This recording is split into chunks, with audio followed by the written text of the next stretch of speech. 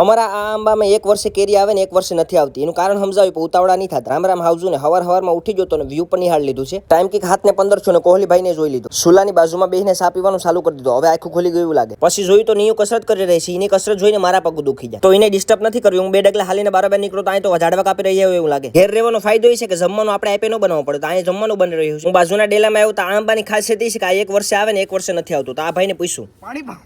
આ તો લગભગ ફાકા મેલી જેવું એવું લાગે. પણ તમને રિયલ રીઝન ખબર હોય તો જણાવજો કોમેન્ટ સેક્શનમાં. કાકાને ઘેર દાળ ભાત રેડી હતા તો હું દાળ ભાત પર ખાઈ લો. પછી જે ઉપરથી નાખી ગયો તો ને બધી હું કાઢી નાખું. મને ન ભાવે. ત્યારબાદ ઘેર આવીને જોઈ તો વઘારેલો ભાત સાય હંભારો બધી બેઠા બેઠા મારી વાટ જોતા હતા. તો હું ટીવી જોતા આને ખાઈ લઉં. ત્યારબાદ 3:30 વાગે સુધી નીંદર પકડી લીધી હતી ને ઉઠીને સીધો કાચ પાસે દોડી ગયો. મોઢામાં કઈ ફેરફાર નથી. 4 વાગ્યાનો સાપો રેડી હતો તો સુસ્કારા મારવાના ચાલુ કરી દીધા. ઘડીક વાર ખુરશીમાં બેઠો તો શેરડીનો રસ પચાકથી આવી ગયો ને ભરવામાં મને રાખ્યો હતો. ત્યારબાદ ગલાસો ભરીને મેં વિતરણ કરવાનું ચાલુ કરી દીધું અને મનમાં એક ટેન્શન ફરતું હતું કે મારા હાટું બેચશે કે નહીં રસ. ઓલા જન્મમાં કે કરમ હારા કર્યા હે તે મારા હાટું થોડોક વધો. ત્યારબાદ મેં ટીવીમાં મોદી